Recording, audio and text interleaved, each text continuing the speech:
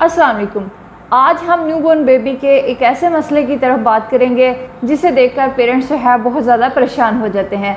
वो मसला ये है कि अगर आपने अक्सर ऑब्ज़र्व किया होगा कि जो न्यू बॉर्न बेबी होता है कभी कभी उसका अचानक से हाथ ऐसे से हिलना शुरू हो जाता है, कभी बच्चे का एक पैर, दोनों पैर या बच्चे का जो जबड़ा है वो अचानक से जो है वो इस तरह से मूवमेंट करना शुरू हो जाता है, हिलना शुरू हो जाता है। तो पेरेंट्स इसको देखकर अक्सर परेशान हो जाते हैं कि क्या ये कोई एबनॉर्मेलिटी तो नहीं बच्चे में, या बच्चे का जहन जो है उसमें कोई प्रॉब्लम तो नहीं आ रहा कि जिसकी वजह से बच्चा जो है वो ऐसे अचानक से एबनॉर्मल किस्म की मूवमेंट जो है वो स्टार्ट कर देता है।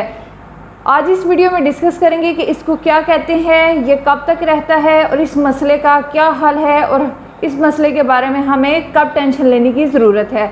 ये वीडियो बहुत ज़्यादा इन्फॉर्मेटिव होने वाली है, इसे बिल्कुल स्किप ना करें, दूसरे पेरेंट्स के साथ भी शेयर करें ताकि उनके नॉलेज में भी इजाफा हो।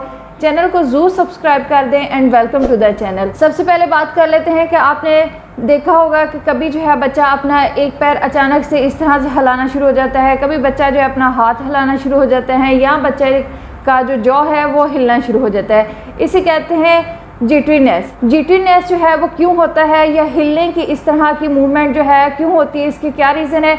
इसका रीज़न ये होता है क्योंकि अभी जो है वो बेबी बहुत ज़्यादा छोटा है और बेबी का जो ब्रेन है या नर्वस सिस्टम है वो अभी डेवलपमेंट के स्टेज में है, जिसकी वजह से ये होता है कि बेबी का जो ब्रेन है वो बेबी के मसल्स की जो मूवमेंट है उसको भी प्रॉपरली सपोर्ट नहीं कर रहा होता। बेबी का ब्रेन जो है अभी अंडर डेवलपमेंट प्रोसेस में है। जैसे जैसे जो है वो बच्चा बड़ा होता जाएगा ये मूवमेंट या ये प्रॉब्लम जो है वो आहिस्ता आहिस्ता ख़त्म होती जाएगी। अब बात कर लेते हैं ये कितना अरसा जो है वो रह सकती है। अमूमन देखा गया है कि 1 माह से लेकर 2.5 माह की उम्र तक बच्चों में ये प्रॉब्लम रहता है, और जैसे ही बच्चे की उम्र जो है वो 2.5 माह से या 3 माह से ज़्यादा होती है ऑटोमेटिकली ये प्रॉब्लम जो है वो ख़त्म हो जाता है। अब बात कर लेते हैं कि इसमें टेंशन लेने वाली कौन सी बात है। अगर आपका बच्चा जो है उसकी उम्र जो है वो 2.5 माह या 3 माह से ज़्यादा हो चुकी है, या अभी अगर बच्चा छोटा भी है लेकिन ये जो जिटरीनेस या मूवमेंट है, ये बच्चे का हाथ पैर और मुंह हिलना जो है वो बहुत ज़्यादा लॉन्ग टाइम पर रहे, बच्चा जो है वो 1 मिनट से ज़्यादा या 5 मिनट जो है वो बच्चे का अगर हाथ या पैर जो है वो इसी तरह से हिलते रहें, और अगर जो है आप उस मूवमेंट को ऐसे पकड़ कर रोकने की कोशिश करें लेकिन फिर भी जो है वो बच्चे का हाथ या पैर जो है उसकी मूवमेंट अगर नहीं रुक रही, तो इसका मतलब है कि बच्चे को कोई ना कोई प्रॉब्लम हो चुका है। और इसके अलावा अगर बच्चे के हाथ पैर जो है वो ऐसे हिल रहे हैं इस एबनॉर्मल मूवमेंट के साथ साथ जो है अगर आप ये ऑब्ज़र्व करें कि बच्चा जो है वो एकदम से ऊपर की तरफ देखना शुरू हो जाए, बच्चा जो है वो अपनी नज़र जो है वो बिल्कुल एक जगह ठहरा ले, तो इसका मतलब है कि बच्चे को कन्वर्जन हो चुका है।